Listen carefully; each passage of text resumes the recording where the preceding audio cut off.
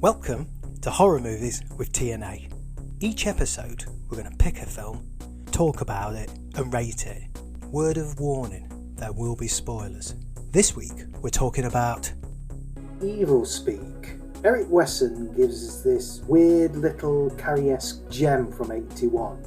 Join Cooper Dick as he delivers a sermon chocked full of righteous fury and retribution. What do people want from us? I mean, I look quite smart today. I need to... Let me finish what I'm saying. Yeah, you look very good. You look like a very chavvy Sith Lord. Whoever I show that to across the globe, they'd straight away say, that's Evilspeak. That's Evilspeak. I'll show you this because I can't. It's fucking Christ, it's terrible. Look at that. She's got a football for her head because of the cut. You know, at the beginning where she gets her head chopped off and it changes to a football. I watched Tenet. What do you think of Tenet? The Tenet. I watched it at the cinema. It was incredibly loud, like painfully loud. Oh. But no, it was disappointing, to be honest. They could have done more with the idea.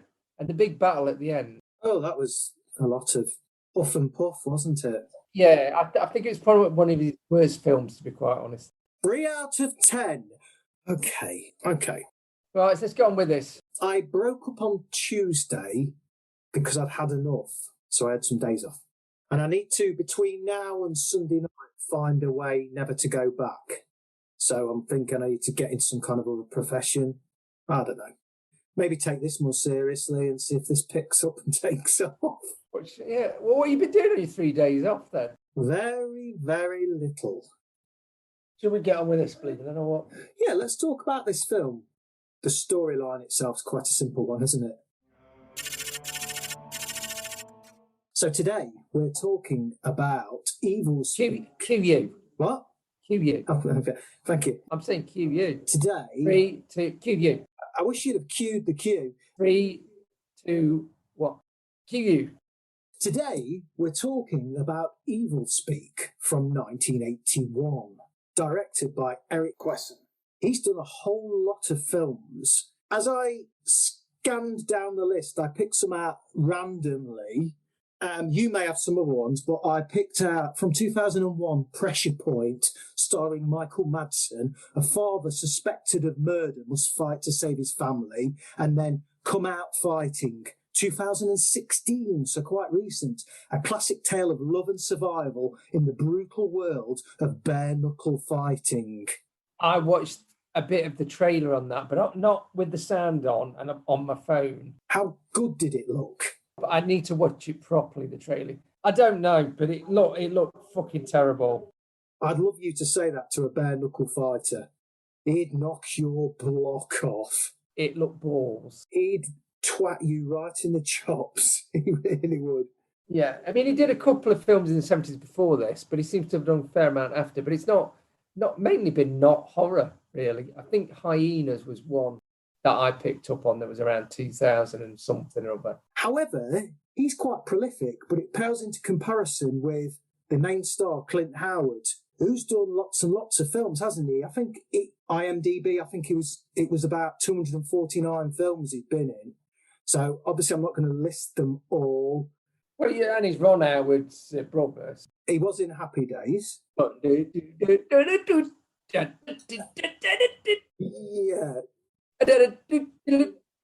No one can. They can't copyright that because I'm just making noises.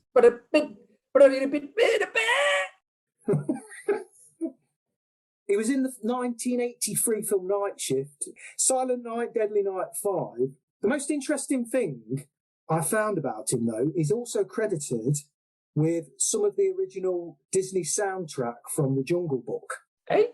He's credited with one of the songs from that. You sure it's the same frigging one? I looked down Clint Howard, and against him, have a look, check it up, verify, we'll get back with the ghost. Sounds like bullshit. He is credited with the Elephant March in The Jungle Book, 1967. I don't know how old he would have been, about 6. Not very bad. No, he would have been. Well, he looked in his 30s in this film, didn't he? You sure it wasn't Jungle Burger? It could have been Jungle Burger. It could have been. Hello, Mr. The Ghost, eh? Clint Howard, former child voice actor, stars in Jungle Book. I googled it. It's all in it. 5 minutes. Googled. Shove that in your suggestion box. I googled it. No, hang on. Right. Some of the other stars in there, I'm not going to go through them all, but one person I wanted to pick out in particular is the cook. Lenny Montana as Jake, who's like the canteen cook, who kind of befriends Stanley, is about one of his only friends in the film, was once a professional wrestler, and he starred opposite Jackie Chan in The Big Brawl, or Battle Creek Brawl. I honed in on the fact that it showed Jackie Chan, so that interested me. Fair enough. Yes. And Bubba, who's the main arsehole, named Bully, played by Don Stark, and he was in that 70s show, if you ever watched that. Yes. As the dad with the big afro. But he's been in loads of TV and films himself as well. Claude Earl Jones, yeah, there's loads of other guys in there. I'm not going to go through them all. Loads of people anyway. We start off with some words. As usual, I wrote all this down. And Satan said to the man of God, "What would you do tomorrow if you allowed me to die today? What vocation would you pursue if my name disappeared?" That's by the philosopher and writer Khalil Gibran. Like that. Yeah, it makes no sense. Oh, you say that. No, it doesn't. A historical scene, hooded figure, brandishing a sword, down amongst the rocks on the beach. Yeah, it looks like the medieval times. Yes, 16th century. It is proclaimed that you, Lorenzo Esteban, are banished from Spain. The church turns its back on you. You and your followers must turn your back on evil or suffer eternal damnation. Well, he doesn't turn his back on evil, and he's cast out of Spain. Yeah, he just wanders down the beach with his followers. I mean, I'm surprised him and his followers don't kill the bloke that says you're cast out, because he stands in the middle of the crowd, doesn't he? He shrugs his shoulders and leads them away. Yeah. And then he starts ranting at them and gets all of his followers, his disciples, all fired up. He's a bit of a crackpot. He removes one of his disciples' top. He's got a big sword, hasn't he? And then he boobies. Oh, no, not to reveal he's got a big sword. Yes, he gets the crowd fired up, and then he lops her head off. He whacks her head off, and the decapitated head flies through the air and becomes a searching crossfield ball that takes out half of the opposing team's defence. As the head flies through the air, it then becomes a soccer ball or football, and we are thrust forward into... So it's a nice beheading at the beginning of the field, and then the head flies through the air. Great court. Do you like what I've said there? And this is even better, and I need silence for this. So when he lobs her head off, I thought, hey, going to kick off now. Get in there. So we go from this historical scene, and then we cast forward hundreds of years to Stanley Cooper Dick, or Cooper Dick as he's called. Yeah. To where we've got our main protagonist, Stanley, playing soccer. The coach isn't happy with him, nor his teammate. In fact, the one thing you find throughout this film is that everybody pretty much hates Stanley, and everybody refers to him as Cooper Dick. Oh, sorry, we're at West Andover Military Academy. We're at West.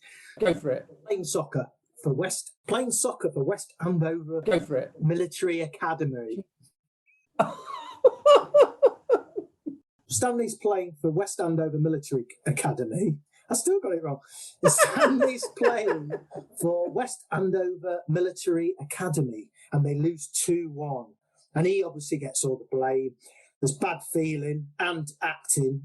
Continue in the locker room after the game. He only seems to have one ally, which is Kowalski. He's the only guy that seems to be on his side. Everybody doesn't like him. The coach doesn't like him. And the rest of the team don't like him. So in the gym, they flick him with towels. And like I say, even the coach said, you can't say, we hate this guy, Cooper Dick, to him. But then he brings over Bubba. He's the leader of the bullies, isn't he? Yeah, he's the absolute git. It brings him over and goes, if something happened to him, though. So you think the one ally you might have. Yeah, you think in the film that either the coaches or maybe the teachers or maybe, I mean, they're all like military stock, but you think somebody's going to be on his side.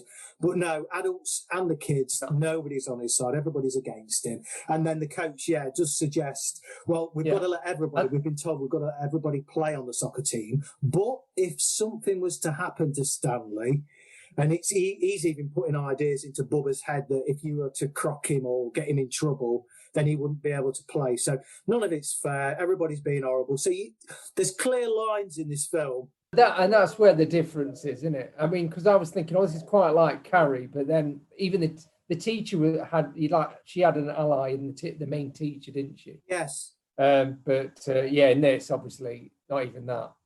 Now, let me get into the shower scene. Oh, okay, yeah. Not because anything interesting happens. It's the grouting. I wasn't happy with it. Right, in the shower, you've drawn a picture of the tiles and the grouting. The grout is, what did you write next to it? Tiles gap. So there's a number at each shower bit. Head. What's it called? Shower head? Yeah, thanks for that. There's about 4 tiles, and then there's a massive gap. And all they've done is put a shitload of grouting there. A good inch of grouting. But really, they should have put half a tile, or maybe just stack the tiles close to each other. What were they thinking? It's a bodge job. I wasn't happy. Tell you what, that's evil. That's evil. Well, it's a good point. That's evil, isn't it? Thank you for that. Yeah, I mean, is it a valid point? We learn also that Stanley's parents are dead. Okay.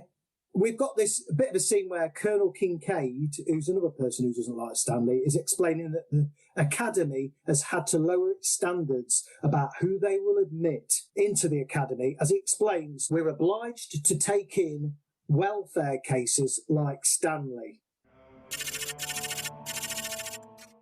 Stanley's already got a job cleaning out the basement of the chapel. I wasn't sure whether he'd been given that job as a punishment, because he always seems to be having all the shitty jobs, like cleaning out the pigs as well later on. So he's cleaning out in the basement. Interestingly, in the chapel, there's already a picture on the wall of Lorenzo Esteban, the evil guy from the historical scene at the beginning. Let's see what I put. Is that the right way round for you? Painting of bloke, awful. Yes, it is. It isn't a very good painting, but you recognise him from the historical prologue, Lorenzo Esteban. Well, mainly because he's got a hood on, but the rest of it, you would struggle, wouldn't you? So Stanley's got a job cleaning out the basement of the chapel. He's looking for the Reverend, can't find him, goes down into the basement, and Sarge, the drunk, who seems to live below the chapel. Well, yeah, I'm guessing he's like a maintenance person. Yeah, but he's got a hammer with him, and what he does is Stanley walks off, he spits on the end and polishes it. Yeah. Yeah, you polish your hammer, don't you? That's what I do in lockdown. Yes. Stanley finds some loose bricks and he removes loads of them to reveal a room. So this is where he first uncovers the kind of room below the chapel. He finds the book. Before Esteban was executed, he vowed to return and exact his revenge. Stanley finds Esteban's book down there. It's got a pentagram on the front, a bejeweled pentagram on the front. So he finds this book. Then Stanley gets spooked by a baby in a jar and some decomposing arms grabbing him. Then he wakes up having had this kind of horrible nightmare where he's being grabbed by arms and there's Esteban's rolling towards him armed with a sword, and he wakes up from that. That's a good bit, actually, I thought. Yeah, I was looking at the shots, and there is some really good shots of corridors and lighting and the candles in the basement, and that it's all going quite well. Even the music, actually, I was going to mention the music. It's like more like old school 70s sort of thriller kind of music, but it kind of works for the film. Yeah. Roger Kellaway. Yeah, I don't know. Has he done much else, Roger Kellaway? Stanley then's late for his lesson. He overslept. And he rocks up late to his lesson, and there's a teacher with an odd accent. But Stanley is basically just sat reading Esteban's book in class anyway. But the teacher does say at one point, because he's got this kind of false German accent, apologies if he is actually German, where he says... I don't think he is. I think I've seen him in other stuff. So I think he was just taking the piss with this. I think he may have been slightly. He says, "Word to devise, Stanley." I mean, Word I'm to sorry. devise, Cooper Smith. I mean, Cooper Smith's got a project to design a catapult that he's doing with his cutting-edge technology on his computer. But instead of continuing with the design of the catapult, he starts to plug in Latin into the computer that he reads from the evil book.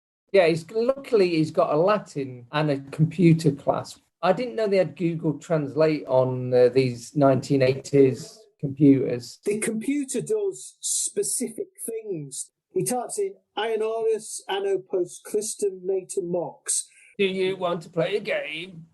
All right, then. Oh, it says, Esteban has come to know that the entire world is a domain of evil ruled over by an evil spirit, and since the power of that dominates this world is evil, then it follows that Satan must be God. Translation complete.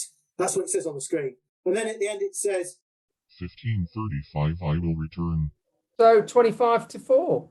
That's specific, isn't it? listen to this, it's dated February the 20th. Really? 1535, yes, I will return. Oh, Christ. So we'll have to see what happens then. And also the good thing with old computers that they never used to do, go beep, boop, boop, boop, beep, boop, when they put up the text. This computer makes a lot of great noises. No computer ever did that in the 80s. I mean, we wish it did, but it never did. The computer plays a great part in this film. Oh, the graphics. Graphics. It's not in the credits. Yeah, it's not aged well, but it's quite good fun. No, I like it. I think it adds. It doesn't take away that it's a bit clunky and mental than what they've done. 3, 2, 1, go.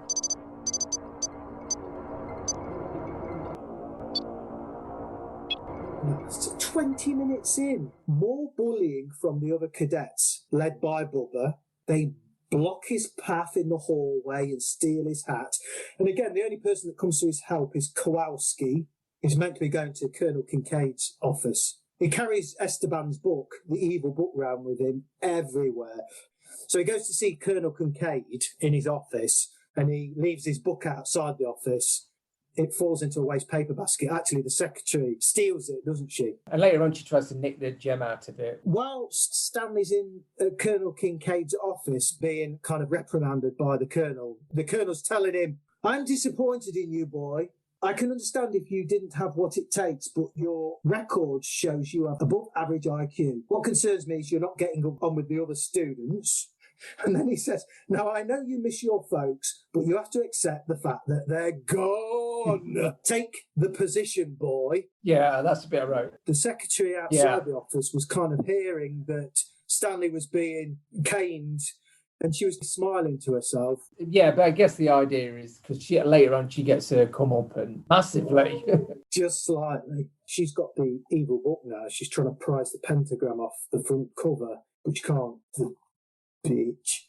And then Stanley's out cleaning the pigs. That's his next shitty job that he's been given.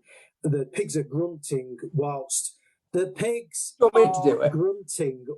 secretary caresses Esteban's book and starts trying to prise the pentagram off the front. And as she's trying to do that, the pigs are getting more and more crazy.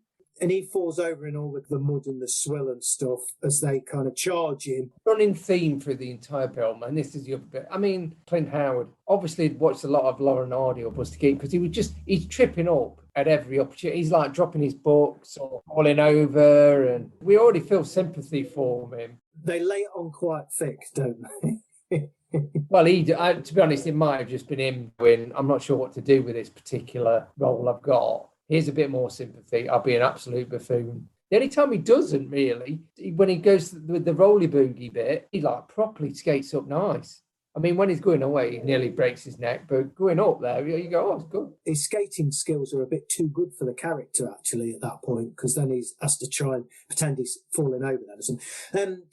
Got a bit where the bullies then sneak into Stanley's dorm and sabotage the catapult he's been building for his project. Just another example of why they're being horrible to him. And then we're down at the roller ring. Stanley realises he's lost the book, So he goes down to the roller rink to confront the bullies. So he's not very happy. And he's also confronting them about the fact that they've wrecked his catapult thing. All the while, then it switches back to Stanley using the computer to further his witchcrafty, satanic bullshit. Yeah, the teacher comes in and goes, "Oh, we're done," and he goes, "Yeah, all right," and then carries on anyway. Yes, so they're telling him, your time's up on the computer, Stanley, you need to go. So what Stanley does is he takes all the computer equipment and he rigs it up in the church basement so it can be downstairs underneath the chapel with all the satanic stuff, and he can carry on with his research doing his satanic shit. He asks the question to the computer, what elements do I need for a black mass?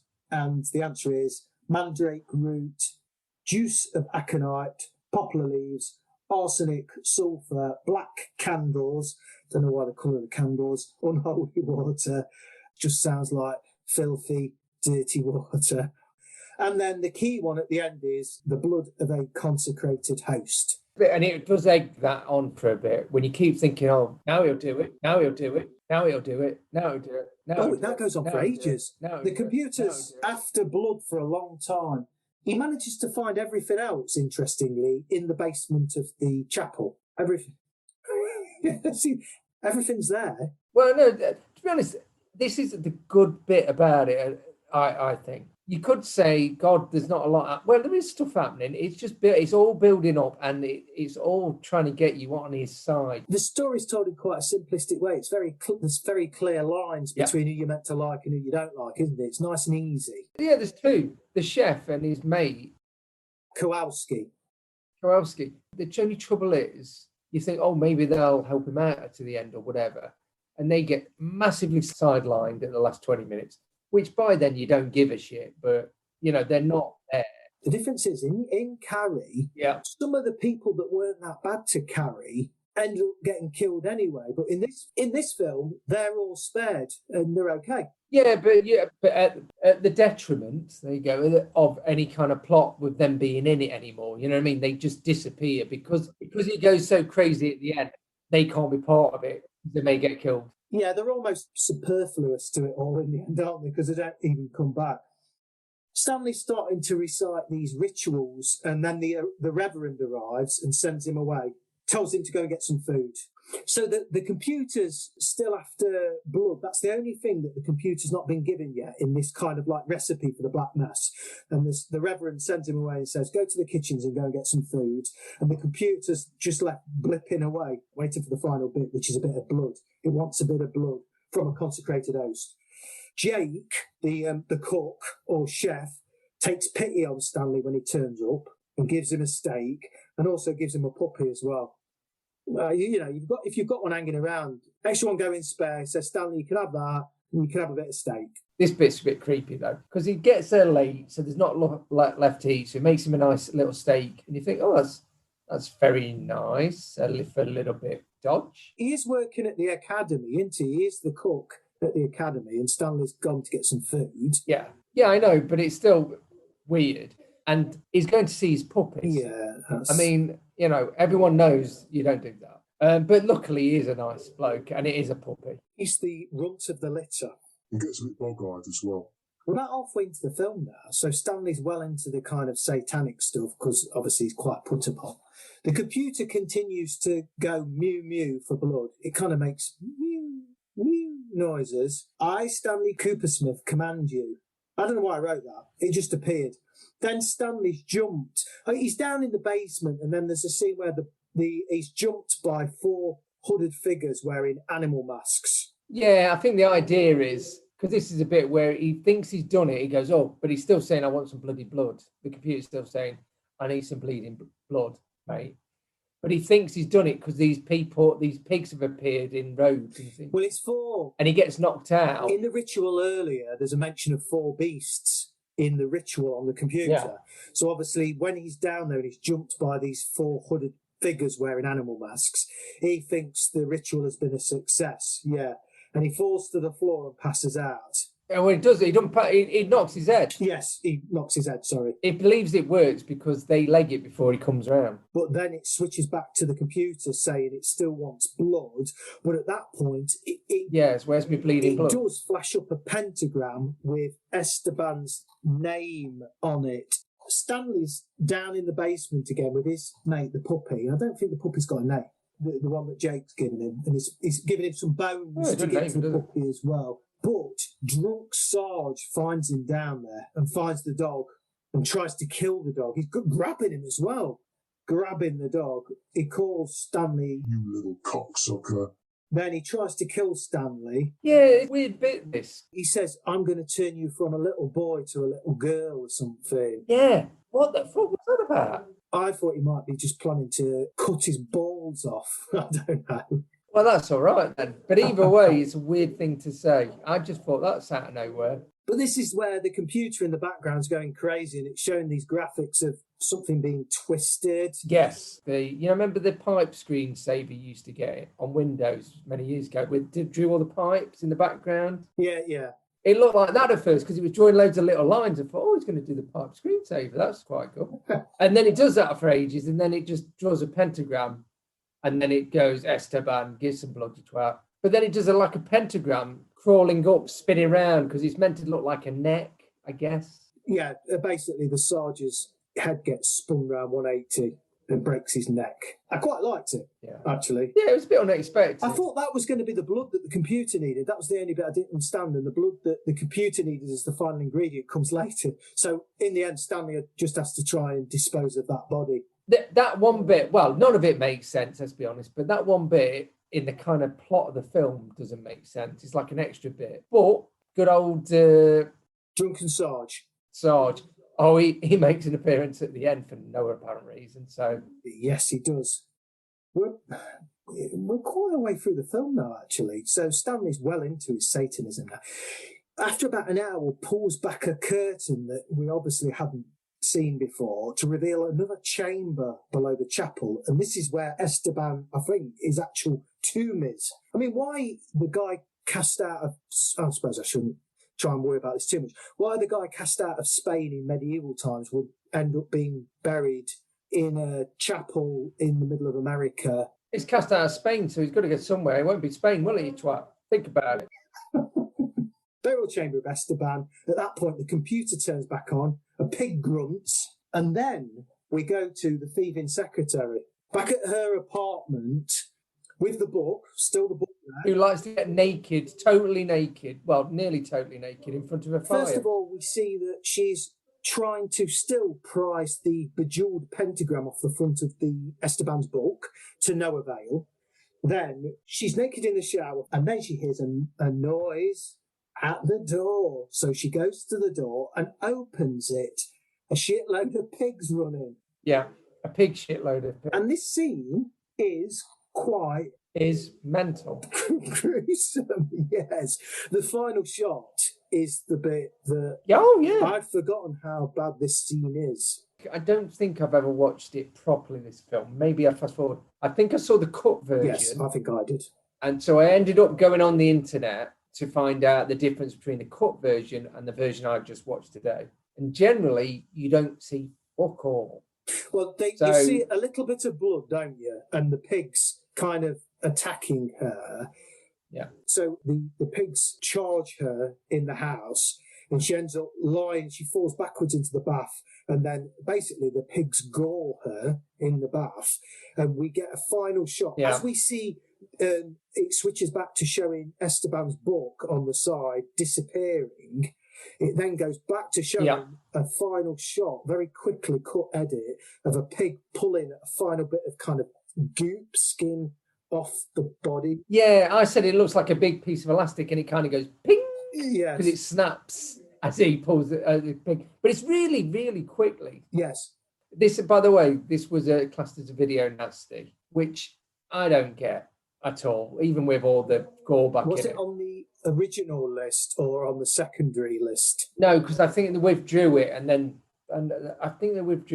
brought out a cut version, because you can tell the difference. I think the uncut version is the one with the Ace video cover. The cut version is the one with the fucking terrible the ace cover of him looking upwards? Yeah, that one. One, because I thought, oh, it's got computers in it, and I like computers. And two, it's an horror film. It looks quite scary. Yeah. So the secretary's just been gored in her bathroom, and there's just quite a gruesome final shot as the pig pulls the last bit off the secretary. Quite gruesome. Then we switch to a beauty contest. I don't know why a military academy is holding a beauty contest. Not even going to question it anyway. Don't really understand it. It's massively gratuitous, but... Actually, it switches back to Stanley still trying to dispose of Sarge's body. But he drags him away to the beauty contest. Kowalski's looking for him everywhere. Doesn't know where Stanley is, so he goes and grabs him and says, come on. He doesn't spot the body and everything, obviously. So there's a scene with the beauty contest, and over an hour and a quarter in, Stanley goes and tells one of the beauty queens that she was robbed. She should have won it. Behind the bleachers, I believe they call them. Behind the bleachers. And the bullies rock up and humiliate him by yanking his trousers down, which is a bit of a weak scene. Yeah, but at least they only do his trousers, not his whole underwear as well. I'm going back to Carrie again as well. The humiliation Carrie endured was pretty bad, really, whereas Stanley's bullying, any bullying's horrible, I appreciate that, but it all seems a little bit lightway. Yeah, but it's a build-up, isn't it? Yeah, no, I know that. Yeah. It's embarrassing when in front of someone he quite liked. Again, these... Absolutely. So the bullies come straight away and pull his trousers around. And also then... laughs and walks off. Yes. So it's all a build-up, mate. And then the colonel, the dodgy Colonel Kincaid, appears and tells him, to add insult to injury, that he's off the soccer team. And then the bullies and some of the girls are making out, and they end up heading down into the basement of the chapel. The bullies and the girls, they've got alcohol, and they discover all of Stanley's stuff. Yeah, this is a bit I thought, this is now the ending last 20 minutes. This is the only bit where it misstepped me a bit, because I thought, this will be the last 20 minutes and now it's going to kick off. But like you said, they all pile down there and you think, all right. And they find the dog. Well, go on, you can explain the rest of it. But it isn't the end, is it? There's like another whole day goes by. Yes. So you kind of expect this to be the final bit, but the bullies and some girls are kind of making out, fooling around, and they go down into the basement of the chapel, and they find all Stanley's stuff, his computer and all of his stuff. They also find a little cute puppy, and we can see in the back, it keeps switching to the computer again because it's still waiting for some fucking blood. Consecrated host. The worst bit, obviously, is that the bullies, Bubba, being egged on by his friends, they all seem to get into a bit of a frenzy over this and start chanting as well, almost like the overacted. Possessed. Well, I don't know whether it was meant to suggest that they were being slightly possessed by the computer again, but obviously he kills the puppy. At least you don't see the puppy, though. No, the bit I didn't understand is obviously the computer's almost kind of got them in a frenzy, but it's not human blood anyway, so it's no good. So I didn't really understand. It's the wrong... To be honest, it doesn't make that explicit. It says, I need, consecrated blood. It doesn't say, I need consecrated human blood. It just, afterwards, it says, I need consecrated blood. Kills a puppy and you think, now it's all going to kick off. And then it goes, oh no, sorry. Computer here. Hang on a sec, mate. I need human blood. Oh, for fuck's sake. It's a bit... Oh, yeah, I will return. It comes up on the screen as well. And the computer starts blipping and going, like that.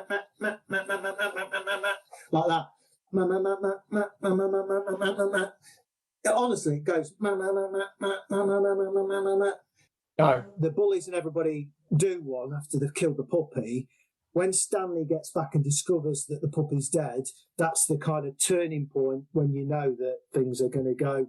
Well, he goes catatonic, really, rather than going, really angry. I suppose he's kind of, realistic is the wrong word to use for this film, but he's like caressing the puppy for a while, and then he, when you say a while, God, it's about 5 minutes of doing it, and you think, get mental now, oil. But it's building up. It's been doing it for about an hour. So I said, okay, he's been doing satanic shit up to that point, for good causes, but now he's going to turn that magic... Always for good cause. But now he's going to turn that magic shit black. The book is back in a flash of fire. On an upturned crucifix or something, isn't it? Yeah. On Esteban's coffin lid in his room, there's a flash of fire and Stanley goes a bit bog-eyed. Yeah, it does actually. Sort of staring off a bit. His look suits a crazed person quite well, doesn't it?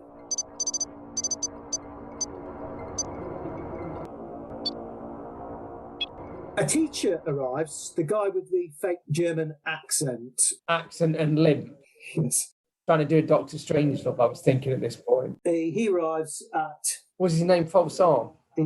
Officer False Arm. Officer False Arm. Does sound German. Officer False Arm. A word to devise, Cooper Dick. A word to devise.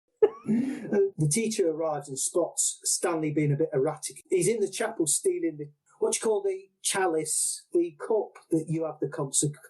Do you know much about? It's the cup of Christ, is it? Some that they put all the... Well, you know, they have the little biscuit. The wafer. And the blood. And the wine and the blood. Yeah. Forgive our ignorance for people that believe in that stuff. The teacher arrives at the chapel and is concerned with Cooper Smith's erratic behaviour, and he heads down into the basement. Whilst the teacher's heading down into the basement following Stanley down there, you can see everybody arrives at the chapel and is filing in. All the people that have been mean to him actually are all piling into the chapel. Yeah, but what's the chef doing? And Kowalski or whatever. Kaplowski, they're not there. Yeah, the word peripheral was made for them characters. The Reverend, the coach, the soccer team, the colonel, they're all together in one place in the chapel.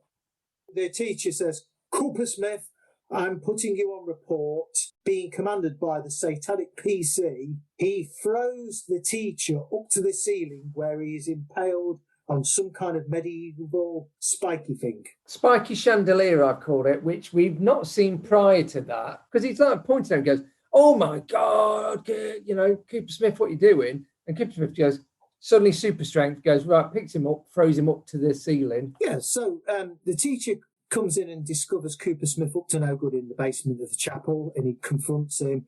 And Cooper Smith, Stanley...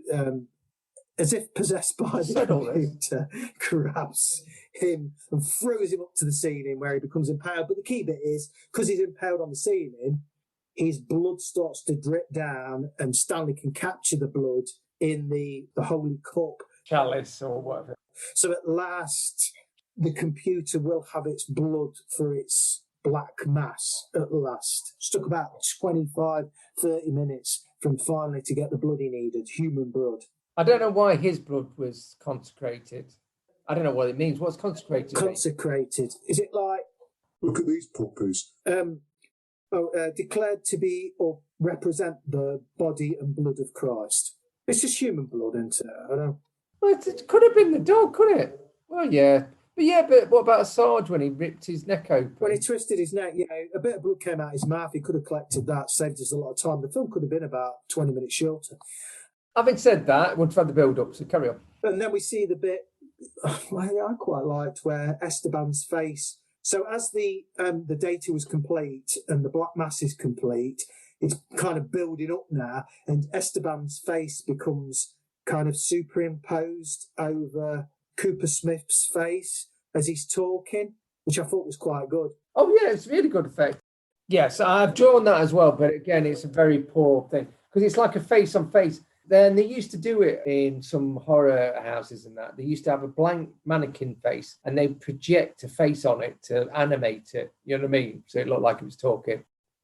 So the Reverend's delivering his sermon, and then the spike from the Christ's hand is fired out and goes through the Reverend's forehead, and that's when there's absolute blind panic. Yeah, that's when it goes mental. And then that's the bit where it then goes to the next stage of showing Cooper Smith's face being replaced by this horned pig god thing, which again looks quite good. And again, I think that you can see that shot in loads of, if you search for Evilspeak on. Yeah, it's done quite well because it's done in silhouette and there's like light behind it and all that. To be honest, the shots from now, well, from the old film is good, but from now on are really good. So everybody's now panicking and there's fire and everybody's trapped in the chapel when they realise shit's going down because the Reverend's dead and they're all trying to get out and they can't. And there's loads of flames. And the bit where Stanley floats up with Lorenzo's sword. So he's now completely kind of possessed by the spirit of Esteban Lorenzo. That bit where he's floating around in the middle of the chapel looked really, really good, I thought. Yeah, these bits are brilliant. Where he's floating is ace. Yeah. And there's light streaming through a couple of the windows, and there's a crucifix lit up at the back, and there's some statues. And then he's lit, like, and looks dead strange, and he's just floating with a massive sword, and he's meant to, I suppose, look a bit like Jesus as well, because he's got his arms out, sort of floating. Yeah, I remember, again, seeing it on the trailer, thinking, this looks quite scary. I mean, it isn't in the film. It's not really scary, but it is a good shot. And I suppose this is where now, finally, Stanley and Lorenzo are going to exact their revenge, finally, to all the people that have been bastards to them throughout the film. No, so it all kicks off from that point. So he floats through the burning church looking pretty good, seeking retribution. Although I did notice as well that when he was floating along, his trousers were being pulled up really high. That's the only thing. So I don't know.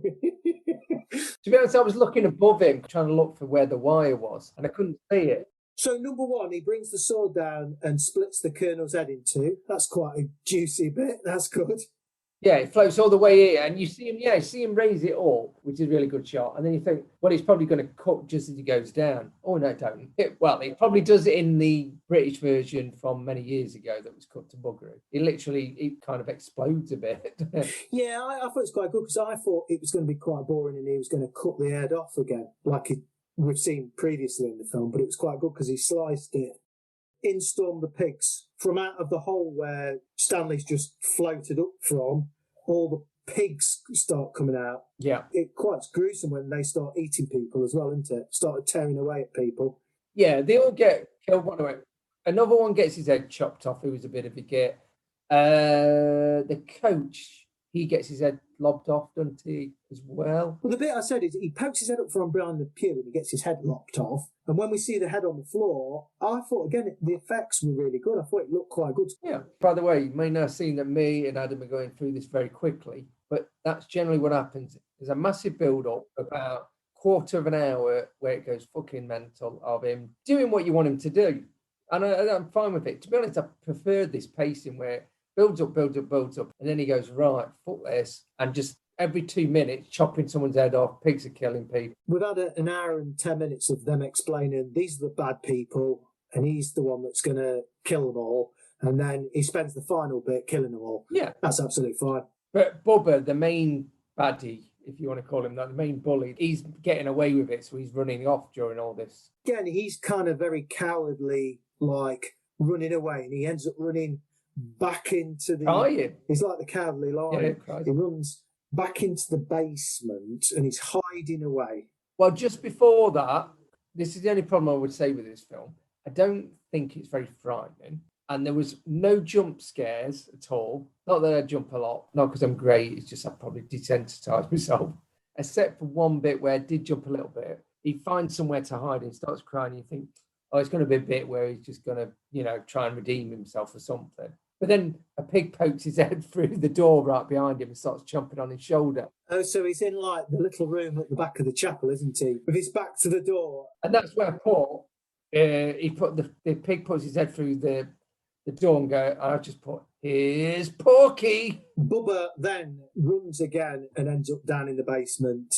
And again, he's hiding down in the basement. And who should pop up but Dead Sarge? So initially, I thought with this scene, he was going to just... I did think he was... Because I couldn't remember this bit at all. I thought Stanley was going to kill Bubba. But what happens is... This is a problem I've got with this scene, because all this build-up, you definitely want Bubba to get his come-up. You want his comeuppance, and you don't really want Sarge to do it, because he's just a random bloke that was killed earlier on. So like you say, it would have been great if he'd held him up, and then Stanley would have come round the corner gradually to then twat him one. It's weird, really. Well, he lifts up Bubba by the throat and then he basically pushes his hand through Bubba's chest and pulls his heart out, which... Still beating heart as well. I completely agree. It should have been Stanley doing it, but it's still quite a good bit. Oh, it's a good death. Oh, yeah, it's a good comeuppance. But it would have been better if it had been Stanley that would have enacted his revenge rather than Sarge, you know. Then the next bit, how do you explain the next bit? It almost feels like then they had enough, because then they just have this kind of post-film. Oh yeah, but it pretty much ends his heart being pulled out, still beating. There's no, his two mates don't run in and save him. It just stops. I think they just probably ran out of money maybe, and they went, oh shit, we shot a load on this. Because the crucifix comes crashing down and explodes and all this stuff as well. The crucifix falls dramatically, and then it says, suffering from shock and catatonic withdrawal attributed to his having witnessed the fiery death of his dear friends and teachers. And this is just writing on the screen as well. Stanley Cooper Smith, sole survivor of the tragic accident at West Andover Academy Chapel, was admitted to Sunnydale Asylum. He remains there still. Then the final bit is the computer beeps back into life, doesn't it? And then that's when we get the really, really good graphics of faces. Yeah, I mean, me and Adam have both drawn this. Adam's done it very badly. I've done it perfect. To be honest, you've done it. I mean, that's not very. To be honest, you're better than that. I think that's perfect. I think that's almost better than what? What's the word that describes something that's better than perfect? So. So it tells that little story of what's happened to Stanley after all of the traumatic killing in the chapel. Then it says, what does it say? Then the computer flashes back into life and it says, by the four beasts before the throne, by the fire which is about the throne, by the host holy and the glorious name, Satan, I, Stanley Cooper Smith, will return. I will return. It does the I will return bit very slowly, letter by letter. Oh, yeah, does it? And then when it gets to the end, in return, it flashes up Stanley's face. It looks amazing. The end. Credits roll. And it zooms in, yeah. They've tried to pixelate or recolor Stanley's face, so it's all in shadow and red and green. We can't even explain how good it looks. Google it. Google Evilspeak, Stanley's face. Yeah, Google that and you'll know what we mean.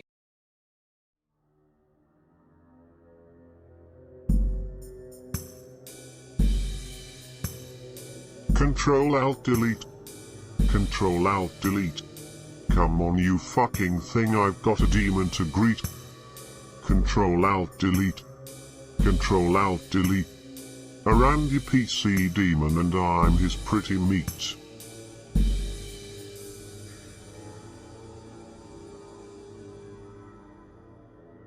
The merit of a good film is you can tell the story in about 30 seconds, and you can with this. Stanley gets bullied, and he, with the help of a satanic computer, kills a lot of them. Yeah. That's it. Easy, isn't it? Yeah. It's a mental idea, but it's of its time. It's probably nicked a bit from Carrie, War Games, Tron. I don't fucking know what else. But it does the job. Like I say, at first, it's a film of two halves or 2/3. It's a soccer game of two halves. If it hadn't delivered on the last third, it would have got a far, far, far lower mark than it's going to get. You know what I mean? There's 2/3 build up and 1/3 of payoff. And that is Evilspeak. Yes. Out of 10. I have seen this film before. Well, you said it's a bad film. No, numerous times I just didn't know if I was in the mood for watching it. But I didn't say it was a bad film. It's just... But when I mentioned it, you kept saying, can we not watch something else? Yeah, but I didn't say it was a bad film. I just said I wasn't really in the mood for this film at the time. I think I wanted to watch Alice, Sweet Alice. I was more in the mood for it like a giallo film. However, we did watch this. I say this a lot when we've been doing this podcast. I enjoyed this more this time than when I'd watched it before. It's kind of paint by numbers, kind of very simple. Stanley's the put upon protagonist, and ultimately, you know, he's going to kill everyone. Like kind of Carrie, but like I said before, with Carrie, you kind of think at the end, some of the people she killed, she shouldn't have killed, but it was all kind of out of control. With this, It just basically, everybody who'd been a bastard to him throughout the film, they gathered them all together nicely in a small area, burnt it down, and he cut everybody's heads off or pigs at them. So it was nice and easy, nice and simple. And it was a lot gorier than I remembered. So it was quite entertaining. Because I don't think this is reviewed that favourably. If you're a horror film fan who you particularly like films from the 70s and 80s, I can't understand why you wouldn't like this film, because I think it's quite entertaining. I really do. So I think I'm going to give it 6.5 for me. Yeah, it's exactly what I give it. Yeah. I've even put 6.5. I know, in exclamation like I didn't think, I thought I was going to give it like 4 or 5, but it surprised me. Like I say, I think I never watched it properly before. I think it was one of them fast forward video nasty films. And I don't think I've seen this version. I was veering on giving it more because I was surprised, really. I enjoyed it. And in the build-up was really good. Shots, cinematography, I have said, I know it's a bit ponce to say it, really good. Yeah, and it's definitely of its time. I think some of the reasons why yourself and I like it is because of that end shot, some of the computer graphic-y kind of cheesy shite, and some of the gore and the weirdness. A lot of, like I say, the pigs bit, I mean, I didn't really get. I know it's a motif all the way through that it's linked to pigs and you see them earlier on and all that. I didn't really understand it, but it kind of worked with the pigs anyway. So the bit I was a bit missed, I wasn't sure whether the black mass ritual had called forth the pigs, but there was already pigs at the school anyway. I know. I didn't know whether they were meant to be just they'd broken loose, or I don't know. I just thought it makes it a bit different. That's all. I thought, in a way, because it makes it a bit grim.